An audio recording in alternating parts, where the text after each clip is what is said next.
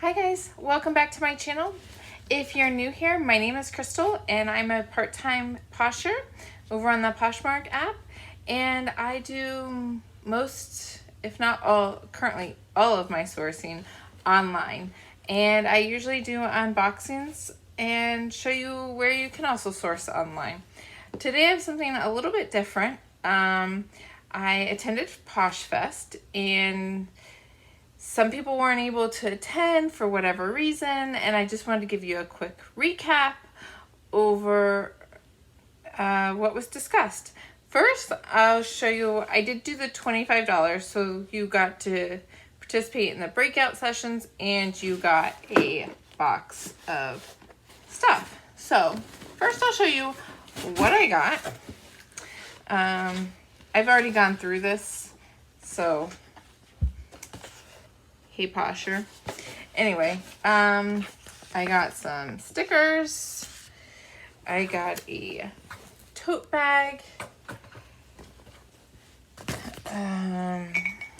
a keychain, and if you are in the US, you got a mug, which I hate to tell you guys this.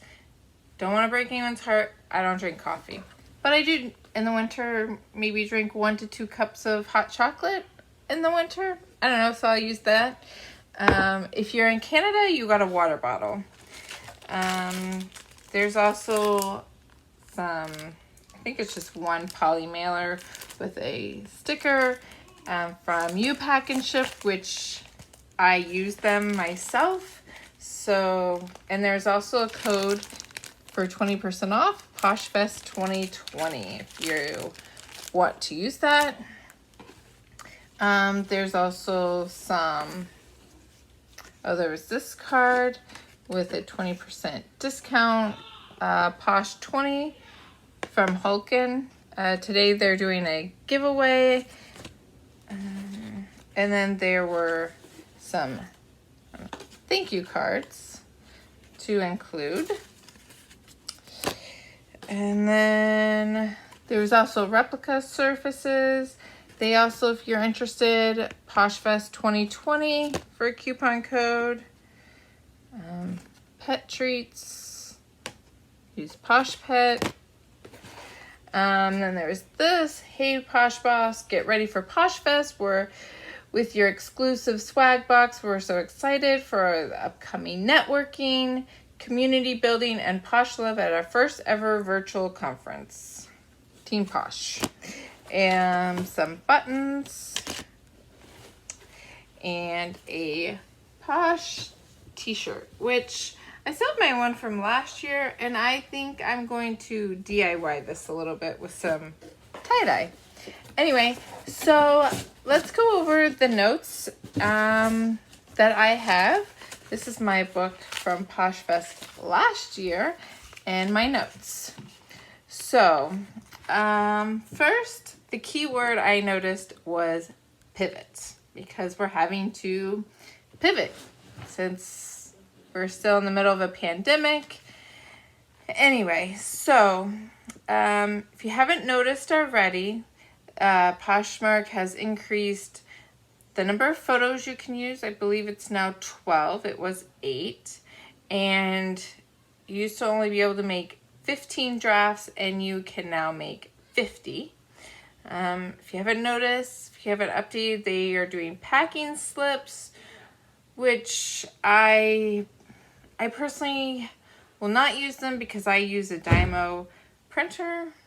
Sorry. I normally record these videos at night when everybody's sleeping, and PoshFest just ended and no one's sleeping. So you hear loud noises. My kid's just being crazy. Anyway, sorry. So I don't use the packing slips. I find that they will be nice for bundles, but I really don't want to print extra paper. But for some people, it's great. Soon, you're going to be able to save your favorite closets. They're going to have new filters, which rolled out yesterday. So I don't use any filters. I just use try to use good lighting, and that's it. They're going to have more size options, waist included, inseams, dual sizes, which I'm excited about because sometimes we have like unisex items and you want to list like shoes that are a women's 8 and a men's 6. And you can also do European sizes, so shoes the same thing. They're going to add more colors, more categories, hoping to add international shipping, and a feature to donate to charities, like a percentage of your sales. Anyway, so then they had breakout sessions. This is all still first day. The first one that I attended was sourcing beyond the bends, which is something I do. I personally didn't really learn anything new there because I am already doing that, but they did discuss sourcing from stores online, shopping their sales, clearance, looking for liquidation, wholesalers, which I do, and I do unboxings for, and I was hoping to find maybe some new sources. I did not. If you're looking for new sources that I haven't done, or you know sources that you haven't tried but you'd like me to do an unboxing, leave a comment down below so I can check them out. I do find stuff. There's a Facebook group called Product Sourcing 101 that is a great place to find liquidators. Let's see. I think that was about it. Next, they discussed, the next breakout session was about Instagram. If you don't already follow me on Instagram, make sure you do. It's the same as my YouTube channel. It's Brick Wall Shop. So some tips for Instagram. You should show your face occasionally on there. People like to know that you're a real person, to try to connect with you. Don't just show your packages. I do occasionally will post a picture of my packages, but not very often. People like to see behind the scenes pics. Make sure when you post Instagram content that you make sure you keep them engaged with your caption. Be true to yourself in your caption. Somebody said that they actually will just record themselves talking to put into Instagram, and that way it's how they actually talk and they're being true to themselves. It's important to utilize Instagram's new feature of Reels. If you don't already know, it's a lot like TikTok, and that's what they're featuring. You should be consistent in your color scheme.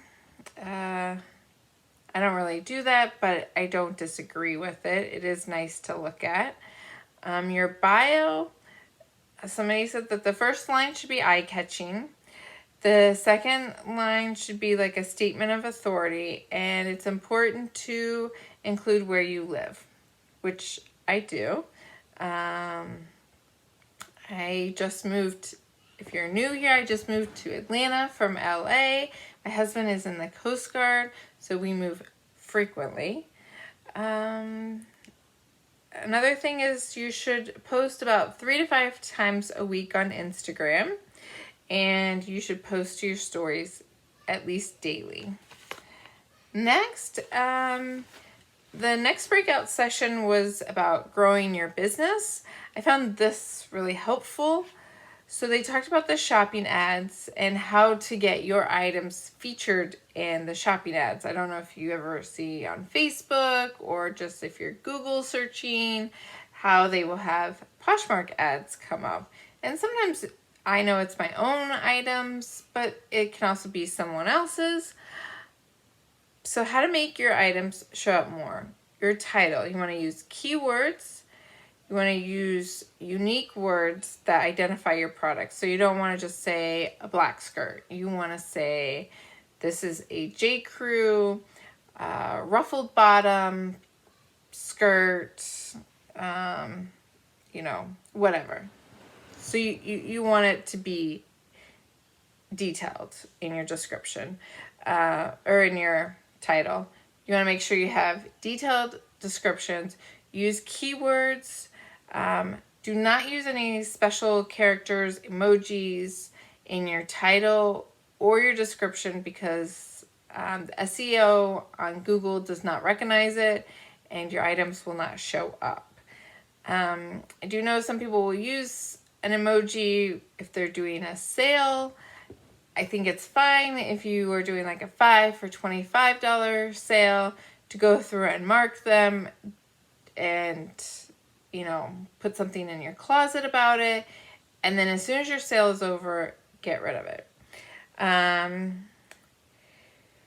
Use the more dominant brand in your listing. So they gave an example of Nike Air Jordans. Use Nike because Nike is searched more than Air Jordans. So you would use Nike. Or if, for example, you're doing an Anthropologie brand, to say use Anthropologie and then in your description or your title, the actual brand. Next,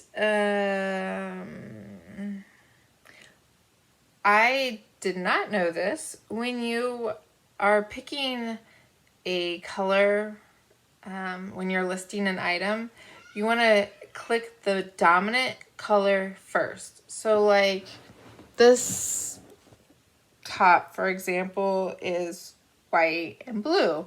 So I don't know. They're both pretty dominant, but say you feel that the white is more dominant in this top, you would click white first and then blue. And that way white shows up before blue and it helps with the SEO search results. Next, if it's a unisex item, you want to make sure you list both sizes in the description if you don't already. The other thing is if you have an item that's new with tags, you want to take a picture of the tag, specifically the UPC barcode, because it will help with your SEO search results. Another thing about your title, you want to make sure you include the style name and the size in the title. Also, if there's a style number, you want to put that in your description so that if somebody is searching for a specific style number, your item will come up. The other thing is your cover photo. You want to make sure you take a picture of the full item, not just, you know, a partial part of it, for your cover photo. Now, obviously for your other photos, you can take partial photos of whatever. The other thing they say, don't add a graphic logo to your photos. So sometimes you'll see they'll have the picture and then on the side they'll have like the logo of the brand. You don't want to use that because it will sorry, my phone here. It will it doesn't help with the SEO. You also want to use a clear background. I do use a brick wall background. That's my brand. Don't use any kind of borders on your photos. I know there's a lot of controversy about this with stock photos. So they didn't say not to use stock photos, even though some companies say no stock photos and they will take your listings down. They didn't say you couldn't use them, but they said not to use them in your cover shot. To make sure you use your own photo, and you could use that as supporting photos. They also talked about doing paid social media. So if you do Instagram, to pay for Instagram ads. Make sure you have a pro Instagram account because you get more data, but that, to help promote your items, that you could do paid social media. Make sure that you add your link in your bio. And when you do that, choose the audience based on the interest. So if you're selling anthropology, you want to choose an audience that would like anthropology. And start with a small budget. See how it does. If you're successful, then increase your budget. I personally don't pay for ads, but that's just me. All right.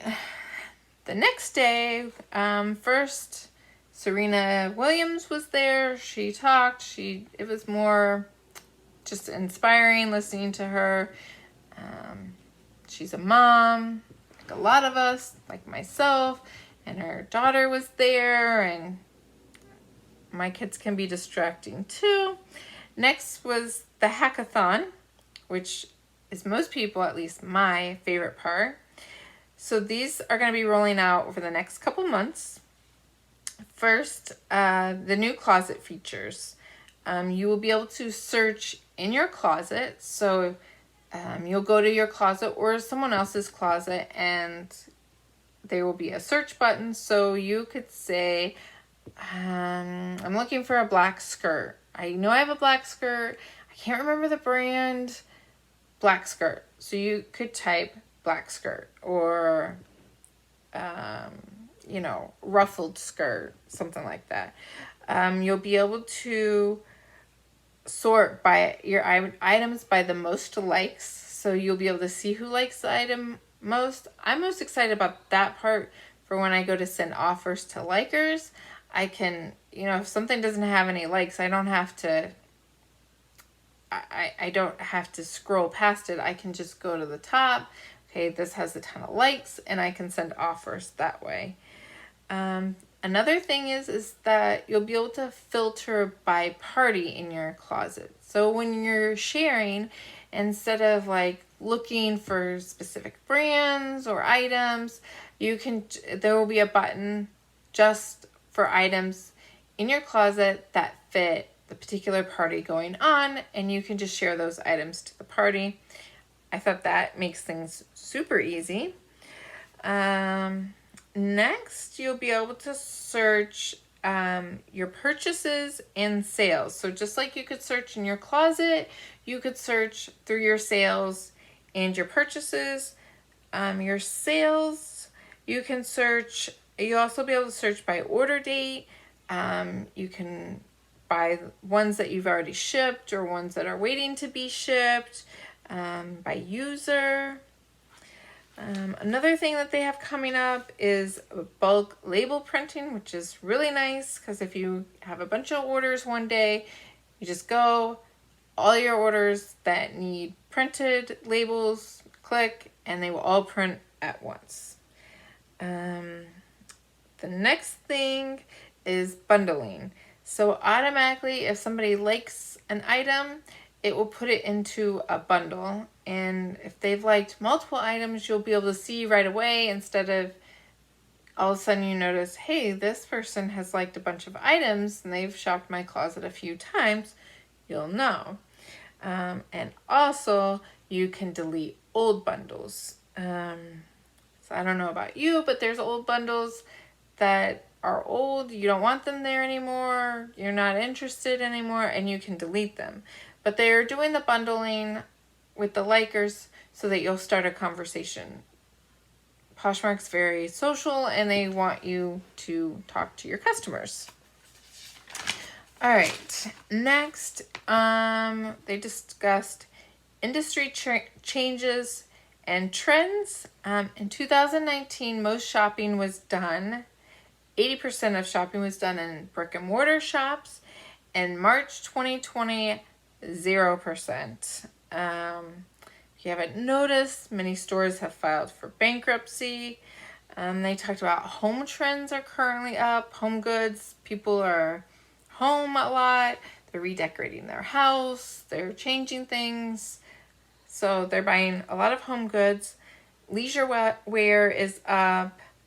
People aren't buying formal wear because they're not going to events. And also people are changing sizes. They're either gaining weight, losing weight from being at home. They're working out more. They're eating more.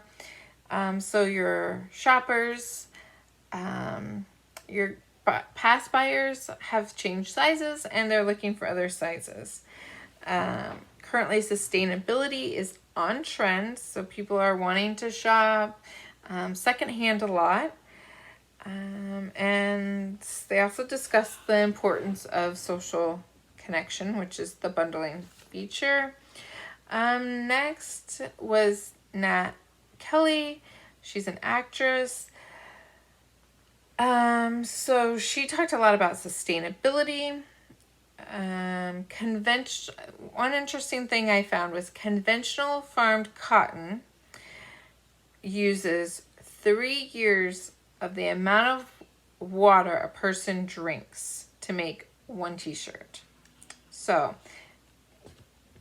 cotton is not as eco-friendly as people think. Hoping I say these right because I wrote them down and I definitely didn't spell them right. Heineken and mycelium. Mycelium can be made into like leather. They are both compostable. They're very eco-friendly. So look for items made with those. She also suggested that there's a Vogue article about different fabrics that are great for the environment if you're into sustainability. And also she talked about clothing that's donated. Don't buy clothes and like wear them a few times and donate them. Try to sell them. Because 90% of clothes that are donated, and I think this is specifically for like Goodwill and maybe Salvation Army, they are burned or shipped to somewhere like Haiti or Africa. All right, next were the breakout sessions. Today there were 4. The first one that I went to was inventory tours. They just talked about how they inventory their items. Somebody had a great idea that I didn't think of, but I use like big plastic bins, and sometimes I need more than other times, and they get their bins. There's some IKEA collapsible bins, so when you need one, you pull it out, put stuff in it. When it's empty or you want to combine it with another one, you can collapse it until you need it again. So they talked about that both speakers said that they work in batches. When I first started, I would I would steam my item, photograph it, measure it, do the description because it was fresh to me, and list it. So I would do A to Z right away. Lately, I have been steaming and photographing my items, and then I'll put them in a bag, and then when I have some time, like maybe when my kids are asleep, or if I'm running errands or taking my kids somewhere and I'm sitting in my car, I have my bag of stuff and I will go through and list that way. So sort of in batches. And they both said that they photographed their measurements. I don't, but I do measure, but I don't photograph it. They said it saves time. I can see that, but I personally don't do it. Next was creating a brand, was the next breakout group. First, you want to establish what your audience is. You want your photos to be consistent, same color scheme type thing. Talked about measurements again. It was important, especially if you sell vintage. They talked about suggestive marketing in their descriptions. So this would be great for a cocktail party. This is, great for whatever. Great for work, great for going out, that type of thing. You could pair it with this top with a pair of jeans. One person suggested that they use business cards. They get business cards on the back. They make sure it's white, and they do a simple thank you, handwritten thank you note on it. Next was about YouTube, and if you're interested in doing YouTube, you want to stick to the same type of content for the algorithm, which, except for this video and a year ago, I also did a recap on PoshFest. I stick to unboxings of what I source online. If you're interested, you don't need any money to start up. I don't have any fancy equipment. I use an iPad, but one uses her phone still. They both used iMovie. Two apps that they suggested was H is in Harry, A is in Apple, H is in Harry, Reps. And the other one was VidIQ. They do their thumbnails in Canva. I don't really even do that. I just take a picture often and use that for a thumbnail.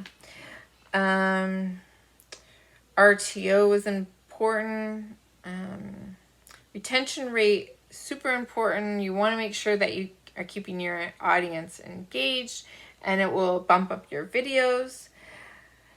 They said the title and thumbnail should say the story, but that you should do something different. So your thumbnail would show one thing and your title will show another thing, but both. Make sure you don't do clickbaits. I think that's super important, because if I click on your video and you're not really talking about what your video says that you're going to talk about, I'm going to leave. And that's what they discussed. But it should tell the story, like what you're going to be discussing. Next is in the description to use keywords. You should be consistent, which I'm working on my consistency since things got a little crazy with me moving, and I'm pretty much settled now, and I promise consistent videos, and I have some stuff coming soon. And if you're looking to grow your YouTube, you should watch YouTube videos about YouTube. And I took a lot of screenshots or took pictures on this. So I'm going to have to look at my phone for this. And it's about bookkeeping.